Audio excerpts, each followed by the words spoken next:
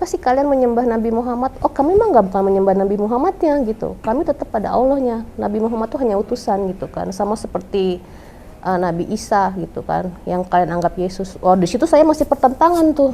Di satu pihak saya mulai tertarik sama Islam, di satu pihak saya mulai kecewa dengan agama saya yang dulu gitu. Mulai sekarang agama kamu, agama mami. Terserah kamu mau melakukan apa, yang penting mami tetap percaya sama keimanan agama mami gitu kan. Orang tua kita telah memberikan cintanya tanpa pamrih, yuk balas mereka dengan kebaikan abadi, yakni dengan berwakaf Al-Quran atas nama mereka. Wakaf sekarang, pahala selamanya.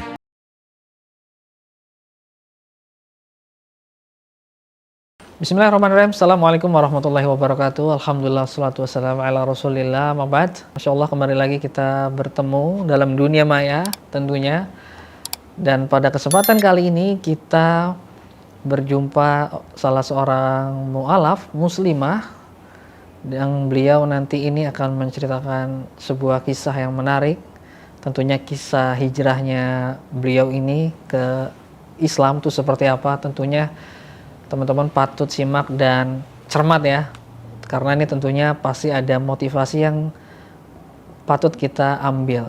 Langsung aja kita sapa. Assalamualaikum Bu, apa kabar Bu? Alhamdulillah. Sehat? Sehat, alhamdulillah. Jauh dari rumah ke sini Bu? Lumayan. Lumayan ya? Ya. Masya Allah. Ya. Sebelumnya namanya siapa Bu? Saya Sigel. Namanya Sigel. Ya. Oh, asal agamanya dulunya Saya dulu Protestan. Kristen Protestan ya? Iya. Oh, tahun berapa masuk Islamnya? Saya mualaf tahun kemarin sih. Tahun kemarin ya? Masih baru banget lebaran. ya? Iya, habis lebaran. Umurnya baru setahun ya Bu ya? Belum setahun, Belum setahun nanti malah. April 1 tahun. Oh gitu ya, Masya Allah. Iya. Nah nih Bu Sigel nih, kita pengen tahu nih Bu Sigel nih ceritanya gimana nih masuk Islamnya. Cuman kita pengen tahu dulu Bu Sigel nih dulu di Kristen Protestan tuh seperti apa gitu.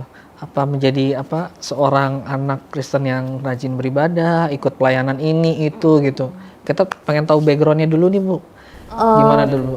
Kalau garis besarnya sih dulu saya waktu di Oten ya, saya bilangnya ya, Oten. Oten itu almarhum papa saya itu dia majelis gereja. Majelis gereja, lalu kalau untuk beribadah ya setiap minggu pastinya saya beribadah ke gereja gitu kan. Tapi untuk ya kayak rutinitas aja gitu, tidak ada yang terlalu gimana gitu kan. Gitu sih kalau waktu selama saya masih jadi Kristen. Oh, dulu orang tua jadi kayak istilahnya ya, jadi Kristen itu ya agama warisan lah ya. Agama warisan. Dari orang tua gitu. Tapi dari orang tua ada ini nggak?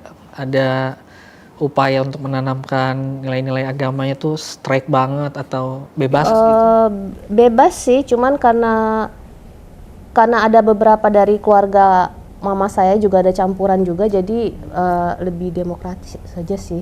Nggak terlalu yang straight banget gitu, nggak, bebas mau apa. Bebas aja ya. Oh mantap, Masya Allah ya. Nah, dengar kata Islam tuh dulu gimana nih Bu Sigel nih? Sebenarnya aku nggak tahu gimana, mungkin sebenarnya rambu-rambu dari Allah itu udah dikasih, cuman akunya nggak peka sama hal itu gitu. Kayak aku suka ngeliatin agama orang yang muslim beribadah, sholat gitu, sampai sujud, sampai cium tanah gitu. Aku sampai ngomong sama teman aku, gila ya lu sampai doa sampai sujud gitu, emang apa sih gitu ya. Seperti itulah ya. Pokoknya saya ada sometimes tuh aku kagum sama orang-orang yang beragama Islam gitu kan.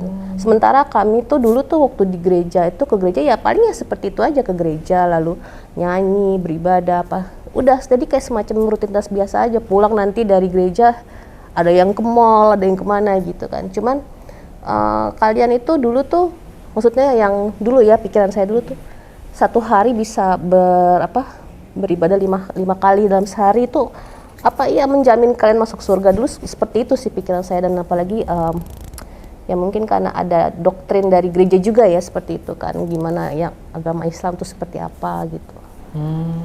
Tapi kalau ya dulu dengar kata Islam tuh kayaknya tuh udah yang negatif thinking, negatif aja gitu, karena ya to be honest ya ada doktrin juga dari gereja kalau ya bukan gereja aja sih ya, mungkin dari teman-teman yang di Kristen pun juga bilang oh kalau Islam tuh seperti ini, agama keras lah, teroris lah, seperti itu kan yang digaungin ke kita dulu seperti itu. Gitu ya. Cuman kalau saya lihat pribadi, untuk saya pribadi, teman-teman saya juga kebanyakan juga yang yang Islam agamanya justru. Jadi saya sih welcome aja mau agama apapun gitu kan. Nah kemudian maaf, dengar kata Islam itu di mana? Maksudnya Islam sebagai sebuah ajaran agama gitu? Iya, sampai pada akhirnya itu berarti akhir tahun 2 tahun yang lalu berarti ya, kalau misalnya ini saya itu mendengar ajaran itu saya kayak keluar air mata aja, Mas. Entah gimana, ini kok bagus sekali suaranya gitu ya. Jadi dulu saya mulai tanya-tanya tuh sama teman-teman saya kan, ya. Islam kenapa sih kalian menyembah Nabi Muhammad? Oh kami mah bukan menyembah Nabi Muhammadnya gitu. Kami tetap pada Allahnya. Nabi Muhammad tuh hanya utusan gitu kan. Sama seperti Nabi Isa gitu kan, yang kalian anggap Yesus. Oh di situ saya masih pertentangan tuh. Gimana yang Yesus itu buat kami itu Tuhan gitu kan dulu kan. Mulai dari situ saya mencari tahu lah istilahnya, tanya-tanya juga ke teman, gimana yang teman-teman saya yang Kristen juga tetap mencoba mempertahankan keimanan saya dulu gitu kan. Lalu saya mulai disuruh cari-cari tahu ke Dondi, ke Bang Zuma gitu kan. Sampai akhirnya ya mungkin ya Allah sudah memberikan hidayah, dan itu kan harus kita yang menjemput hidayah itu ya. Ya saya nggak akan sia-siakan lagi, karena akhirnya saya yakin kalau memang Allah tuh satu-satunya Tuhan gitu. Dan memang Yesus itu yang dulu saya percaya dia itu Tuhan, itu ternyata dia juga cuma utusan. Jadi dari situ saya mulai percaya bahwa, mulai meyakinkan bahwa oh memang Islam itu memang agama yang paling benar. Yang benar. Yang benar, satu-satunya agama yang paling benar. Kalau yang paling berarti ada yang benar. Agama yang benar. Karena nggak ada yang nggak paling, nggak kurang gitu. Kalau paling berarti ada yang di bawah paling tuh. Nah, memang dulunya Bu Zigel ini dengar azan tuh benci banget ya apa gimana gitu? Benci sih enggak ya, cuman kayak merasa risih, annoying gitu loh. Annoying ya? Berisik gitu ya. Berisik ya. Jadi saya berusaha menghindar, saya masuk kamar tuh pintu apa gitu. Tapi pada saat itu saya ingat pas maghrib itu saya dengar tuh sampai keluar air mata gitu loh, Mas. Kok deket rumah. Ini kok suara bagus sekali itu. Siapa nih muazinnya gitu kan ya dulunya. Ya udah semenjak itu kayak saya mulai jadi pengen tahu gitu kan. Apalagi dulu tuh zaman itu saya mencari tahu soal Islam itu ada juga oknum-oknum pendeta ya, saya bilang oknum lah ya, yang menjadi hamba uang, yang tidak mencerminkan kehidupan seorang, istilahnya tuh kami tuh dulu menyebutnya kalau pendeta itu kan dia wakil Yesus lah ya, wakil Tuhan di dunia gitu. Tapi itu mereka tuh tidak mencerminkan seorang pendeta gitu. Mereka hamba uang, lalu kayak ada di beberapa media online mereka joget-joget, mereka minta gift gitu-gitu kan. Jadi kami pun dulu tuh pada saat itu kok begini sekali pendeta gitu ya, tidak mencerminkan kasih yang selama ini digembor-gemborkan di gereja gitu kan. Seperti itu sih. Lebih kalau jadi di satu pihak saya mulai tertarik sama Islam, di satu pihak saya mulai kecewa dengan agama saya yang dulu gitu. Kenapa agama yang dulu dipercaya dan digadang-gadang, oh ini paling benar nih gitu kan, oh cuman Yesus lah jalan keselamatan, ternyata tuh enggak juga gitu. Itu sih. Nah kemudian turning point-nya apa nih alasan utama, maksudnya apa karena dengar azan kemudian mempelajari Islam, atau turning point-nya tuh di mana gitu sampai syahadat? Turning point-nya ya karena pada saat itu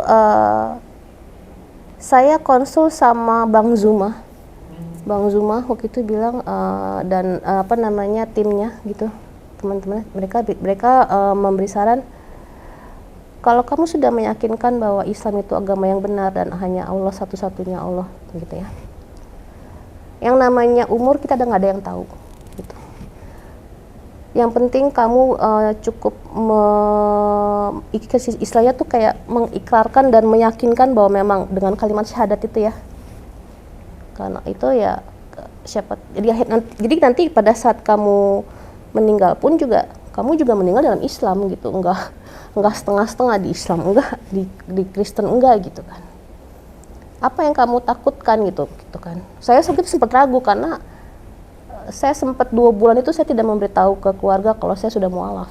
Oh gitu. Gitu kan. Sampai saat ini pun juga yang baru tahu hanya mama saya. Keluarga besar belum tahu gitu kan. Di situ saya juga sempat bertentangan juga gimana ya saya syahadat nggak ya gitu ya. Akhirnya setelah diyakinkan seperti itu ya akhirnya saya memberanikan diri, oke, saya syahadat. Dengan Bang Zuma atau di mana? Dengan Bang Zuma. Oh, dengan Bang Zuma, Masya Allah ya. Jadi itu ya apa namanya, mungkin karena ada pergolakan batin, ada keraguan, melihat juga keluarga dan lain-lain itu yang jadi pertimbangannya ke situ ya. Nah, setelah masuk Islam nih, respon keluarga yang tahu gimana nih? Mungkin ibunya ya? Alhamdulillah mama saya sih sebenarnya mama saya tidak melarang saya untuk masuk Islam, tapi mungkin namanya seorang ibu ya, ada rasa kecewa kali ya. Saya gedein kamu dari kecil kamu saya didik, itu mungkin pikirannya dia ya. Sampai dibaptis apa segala macam, ternyata ini pilihan kamu. Tapi kalau dari kita ketemu tatap muka sih nggak ada masalah, cuman mungkin dalam hatinya dia tuh gimana gitu, ada rasa kesel atau gimana gitu ya. Kalau untuk keluarga besar, saya nggak tahu apakah mereka udah pada tahu dari mama saya, atau karena kan saya keluar rumah kan juga sudah berhijab ya, atau dari tetangga atau gimana, saya tidak tahu dan tidak mau tahu gitu. Kalau untuk urusan yang penting jangan pernah menyuruh saya atau melarang saya untuk melakukan ibadah dan kegiatan yang saya lakukan dalam keislaman saya gitu. Dengan contohnya seperti ini, saya mau belajar ngaji gitu kan, segala macam, saya ikut kajian gitu. Kalau keluarga sih yang saya bisa ceritain saat ini seperti itu. Ada nggak sih Bu Zigal tantangan gitu atau sesuatu yang menghambat pada saat itu masuk Islam, atau mungkin hambatan rintangan itu setelah masuk Islam gitu? Setelah masuk Islam iya sih, karena saya sempat keluar dari kerjaan gitu. Kantor saya yang dulu tidak memungkinkan saya untuk berpenampilan kalau seorang muslimah lah ya. Gitu kan,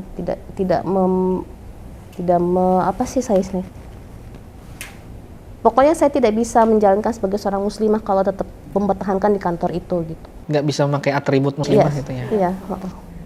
Walaupun ini kan, kalau ini kan yang penting sopan lah ya, tertutup aurat gitu. Kalau di sana tuh nggak bisa. Walaupun kerja kantoran ya, tapi memang mayoritas juga. Peraturan dari company itu ada hal yang saya nggak bisa lakukan gitu sebagai seorang muslimah gitu. Jadi saya pikir daripada nantinya saya susah melakukan kegiatan kayak sholat dan segala macam, nutup aurat lebih baik saya keluar. Gitu. Karena saya yakin ya udah ya Allah. Tadinya sempat denial juga ya, sempat struggle juga. Saya gimana nantinya untuk hidup gitu ya. Tapi ya alhamdulillah sampai saat ini Allah masih kasih saya rezeki aja sih, ada aja dari arah manapun, kemudahan lah ya. Walaupun tidak banyak, tapi ya alhamdulillah Allah cukupin aja. Iya. Gitu. Gitu. Rezeki dari mana-mana ya Bu ya. Iya. Dari mana aja ada gitu.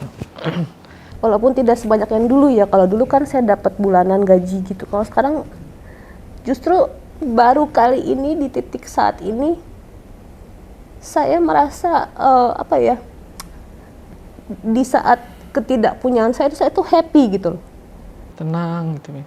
Saya nggak tahu apakah teman-teman di sini pernah mengalami hal yang sama ya. Cuman pada saat saya kalau flashback pada saat saya dulu jadi Kristen, saat saya nggak punya apa-apa tuh saya tuh stres. Aku berusaha having fun, aku keluar rumah, setir mobil kemana aja gitu. Tapi saat ini, di saat dibalik lagi gitu keadaan saat ini, di saat saya nggak punya apa-apa, kok gue bisa happy banget gitu. Kayak kemarin saya sampai aku kadang tuh saking ininya, aku sholat, mau coba sholat di Masjid Atin, Mas, dan ternyata Allah kabulin. Saya nggak cuma bilang, duh ya Allah, gue pengen banget tuh bisa masuk ke Masjid Atin dan pengen sholat di sana. Besokannya saya bisa ke sana dan saya sholat di sana. Gitu aja sih, kayak apa yang saya minta dalam hal untuk memperdalam keislaman saya gitu. Itu justru Allah permudah gitu. Walaupun di sisi lain, di sisi keduniawiannya gitu ya, saya cukupin kamu dengan apa adanya aja gitu, dan saya terima dan saya bahagia gitu. Itu sih yang kadang saya pikir, ya Allah, memang saya nggak salah untuk, saya nggak pernah menyesal dan tidak pernah salah untuk masuk memeluk agama Islam. Bu Zigal udah menikah?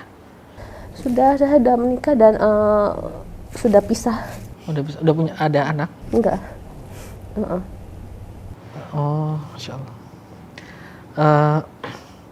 Kemudian gimana nih Bu Zigal nih menangani rintangan itu? Apakah Bu Zigal punya usaha atau gimana sekarang? Kalau saya sih tetap ikhtiarnya gini, awalnya tadinya saya pikir, ya Allah saya mesti kerja, tapi akhirnya makin kemari saya bilang sama Allah, ya Allah, apapun nanti ke depannya, kalau memang misalnya rezeki atau rencana yang sudah Engkau siapkan buat saya ini bukan di pekerjaan lagi gitu, saya akan ambil apapun itu bentuknya, entah itu menjadi relawan kah ataukah mau menjadi apapun gitu ya, yang penting halal ya. Itu saya ini, dan saya tahu kecukupan rezeki buat makan atau apa itu udah disiapin sama Allah seperti apa itu. Saya sih kayak gitu aja, Mas. Jadi kayak istilahnya pasrah dan ikhtiar aja sih. Berserah sama ikhtiar aja. Dan itu selalu dicukupi setiap harinya, ada aja. Biasanya teman-teman mualaf yang baru masuk Islam tuh memang faktor utama ujiannya itu kadang ekonomi. Karena ekonomi kan ketika dia susah, bagaimana hati dia ini, iman dia tuh bisa bergantung sama Allah. Allah yang ngasih rezeki itu. Nah dari situ tuh nanti insya Allah naik level gitu. Ntar Allah cukupkan gitu. Sesuai dengan keimanan dia kan. Seberapa yakin dia Allah yang benar-benar memberi rizki. Insya Allah ya, jadi tetap berikhtiar Bu ya. Iya, sampai sekarang Masya Allah ya. Iya. Alhamdulillah. Nah, saya pengen tanya lagi nih Bu Zigal. Seperti pertanyaan-pertanyaan ke teman-teman mualaf yang lain juga sih tentang konsep ketuhanan lah. Memang di agama sebelumnya memang adakah ayat-ayat gitu atau pasal mungkin yang meragukan Bu Zigal sampai Bu Zigal kok mau masuk Islam gitu? Oke, ada ayat yang waktu itu saya mentok sampai saya menanyakan hal itu ke Bang Zuma. Saya nanya gini, kalau nggak salah tuh dari Yohanes 7, nggak salah, saya bilang, kalau misalnya saya masuk ke Islam, bukankah di Kristen itu pernah dikatakan, nyahlah engkau daripadaku karena aku tidak mengenal engkau gitu. Apakah di situ berarti maksudnya tuh yang dimaksud itu adalah orang-orang di luar Kristen, Bang, gitu kan gitu. Ya, lalu terus mengenai ada lagi ayat yang dibilang mengatakan, akulah jalan kebenaran dan hidup. Tidak ada yang dapat menuju kepada Bapa kalau tidak melalui aku. Itu di Yohanes kalau nggak salah. Yang tadi yang sebelumnya di Matius. Lalu penjelasannya itu dari Bang Zuma itu, Yesus itu hanya jalan bukan tujuan. Itu yang saya diberi kekuatan tuh di situ, yang meyakinkan saya untuk masuk dalam agama Islam ya. Yesus itu hanya jalan bukan tujuan. Tujuannya cuma satu, kepada Allah, kepada Bapa gitu. Jadi itu dia bukan tujuannya, dia cuma hanya jalan. Kenapa kamu menuhankan kalian gitu kan? Itu. Terus yang kedua, yang pada saat saya nanya, nyahlah engkau dari hadapanku gitu kan, kata Yesus di situ. Nah terus Bang Zuma bilang, yang mengucapkan kata Yesus itu siapa yang menganggap Yesus itu Tuhan? Kristen. Yang apa? Pokoknya di situ aku lupa lah ya. Pokoknya intinya seperti itu dan yang dimaksud itu sebenarnya bukan agama Islam tapi orang Kristen sendiri. Yang nantinya tuh pada saat nanti Nabi Isa turun, yang diusir itu adalah orang-orang Kristen karena Nabi Isa tidak mengenal Kristen. Seperti itu. Karena Nabi Isa itu turun untuk Bani Yahudi gitu kan. Ya di saat itulah makanya setelah saya cari tahu, oh ya memang ini Islam ini memang yang benar seperti ini gitu. Menjawab pertanyaan tadi. Nah, kan di Kristen kan dijanjikan surga, debus dosanya. Di Islam sendiri kan ya tentu ada upaya, ada usaha untuk masuk surga ya, sholat, istiqomah dan seterusnya gitu. Ini kan ada perbedaannya, yang satu ada privilege nih masuk surga tanpa hisab, diampuni dosanya dan seterusnya. Kok mau masuk Islam gitu Bu? Ada nggak sesuatu yang membedakan atau apalah gitu? Ya dulu aja ini sebenarnya saya sih seingat saya ya, dulu tuh di Kristen itu kita dosa udah kita pasti masuk surga kok. Mau berapa kali pun kita berbikin dosa, kita udah ditebus udah pasti masuk surga gitu. Cuman dipikir-pikir saya pun pada saat itu saya mikir kok enak banget jadi Kristen. Yeah. Sampai akhirnya ya itu ya namanya manusia itu kan diciptakan itu sama Allah makhluk yang paling sempurna, dikasih akal. Di situ akal saya berpikir kok terus-terusan gue buat dosa gimana bisa aku masuk surga gitu kan. Ya udah jadi ya udah nggak bener nih gitu. Nggak adil juga ya. Maksudnya bagaimana membedakan yang baik dan yang nggak baik gitu kan. Iya. Jika mereka berbuat dosa-dosanya terus dihapusi dosanya dan nilainya sama. Iya. Gimana kan letak keadilan itu kan? Iya. Ya. Jadi makanya memilih Islam yang ya dia Islam. bertanggung jawab atas diri dia Iya, sendiri gitu. kita masing-masing akan nantinya ya punya pertanggungjawabannya atas semua yang kita lakukan kan gitu. Kalau di Islam, apapun yang kita lakukan juga ada hukumnya, Iya. ada Ada aturannya. balasannya ya setiap Keluar kamar mandi, masuk kamar mandi, buka baju, berkaca, semua ada doanya. Sementara dulu paling cuma doa makan, doa tidur. Jadi seperti itu sih. Nah kemudian Bu Zigel, saya mau tanya apa? Kalau misalkan keluarganya ada yang tahu gitu, atau mungkin Bu Zigel pengen berbicara lah, dan ketahuan gitu, ada nggak yang pengen Bu Zigel jelaskan tentang keislaman Bu Zigel? Sempet saya tuh terucap ke mama saya lah ya, nggak usah jauh-jauh lah. Pada saat mama saya tahu saya mualaf itu sempet terucap ke saya itu dari saya bilang Tuhan Yesus tuh nggak ada. Oh. Sampai akhirnya tuh ya sempet juga Konfrontasi. konfront kita sama mama ya, sampai mama bilang mulai sekarang agama kamu, agama mami. Terserah kamu mau melakukan apa, yang penting mami tetap percaya sama keimanan agama mami gitu kan. Oh ya udah. Jadi kalau misalnya tadi menjawab pertanyaan masnya, ada nggak yang mau diomongin soal kemualafan gitu ya? Buat saya cukup sampai mereka tahu kalau saya sudah tidak memeluk Kristen, dan saya cukup memberikan contoh dari perilaku saya keseharian kalau saya ini seorang muslim seperti apa. Baik buruknya biarkan mereka yang menilai gitu kan. Yang pasti saya udah beda sama yang dulu gitu. Jadi biarkan mereka yang menilai apakah bener nggak nih. Harusnya kan Islam kan yang selama ini mereka pikir jelek apa gitu. Tapi dalam diri saya, alhamdulillah insya Allah semisalnya mereka melihat ada perubahan dalam diri saya dan itu baik, ya berarti ya ini Islam seperti ini gitu.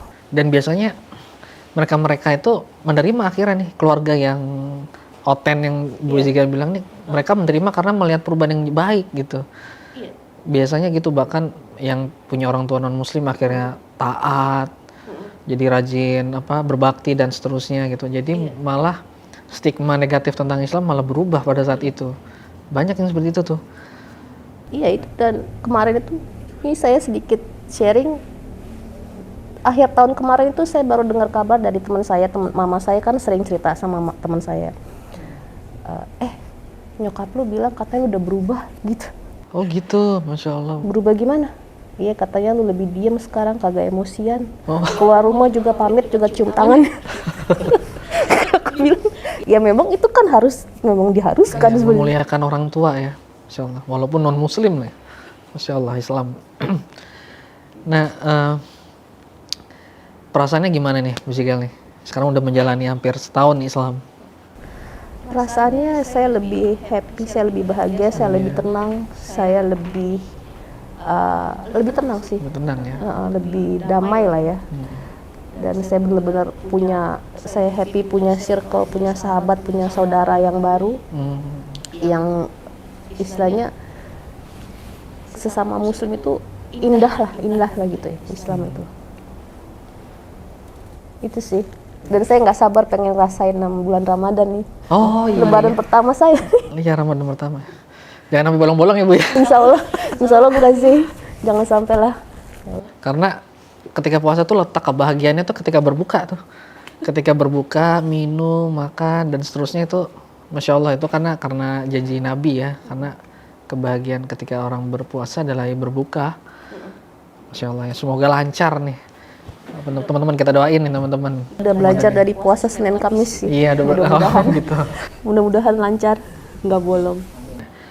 Baik Bu, terakhir mungkin harapannya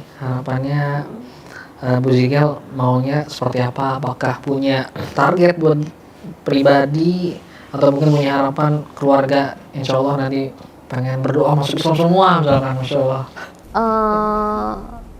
Aku rangkum summary saja ya. Kalau untuk saudara-saudaraku yang masih memeluk Kristen dulu lah ya, aku bilang. Tolong sadar bahwa kalian itu dikasih akal. Jadi tolong gunakan akal kalian untuk coba mencerna apa benar Tuhan itu bisa beranak, gitu aja. Tuhan beranak dan diperanakan itu. Tolong kalian bisa lebih gunakan lagi akal kalian gitu kan, jangan hanya mengandalkan doktrin dari gereja. Kalau untuk kedepannya saya pribadi ya, saya berharap saya semoga selalu istiqomah di jalan Allah, dan apapun yang saya lakukan itu Allah ridho, karena yang saya cari juga ridhonya Allah, gitu aja sih. Dan supaya doa saya sih, mama saya sih bisa juga mendapat hidayah dari Allah. Amin, amin. Ada target mau menikah lagi Pak? Entar dulu mungkin. Belajar dulu ya. Belajar dulu. Oh iya betul. Memantaskan diri dulu ya. Insya Allah nanti datang yang sosok yang soleh Insya Allah. Amin. Amin, amin. Terima kasih ya, Bu Zigel, semoga ya tercapai harapan dan cita-citanya. Kita aminkan semua Insya Allah. Amin. Baik pemirsa, dimanapun Anda berada, demikianlah bincang-bincang kami kepada Bu Zigel tadi. Masya Allah terjadi pergolakan batin dalam hidupnya, yang dimana beliau tersentuh ya dengan suara azan yang merdu, karena azan itu bagian dari syiar Islam teman-teman sekalian. Bahkan di pelosok-pelosok, kalau dia tidak ada ustadz apa di pelosok-pelosok tapi dia dengar azan, itu syiar udah sampai ke mereka. Makanya salah satu karomah keindahan Islam adalah juga hidayah diambilnya itu dari azan. Nah, tadi kita juga mendengar bagaimana beliau ini struggling ya, memperjuangkan imannya, yang akhirnya keluarganya belum ada yang tahu, hanya ibunya. Ya kita doakan semoga keluarganya bisa menerima, dan syukur-syukurlah bisa memetik hidayah Islam yang sangat indah ini. Kita aminkan teman-teman sekalian.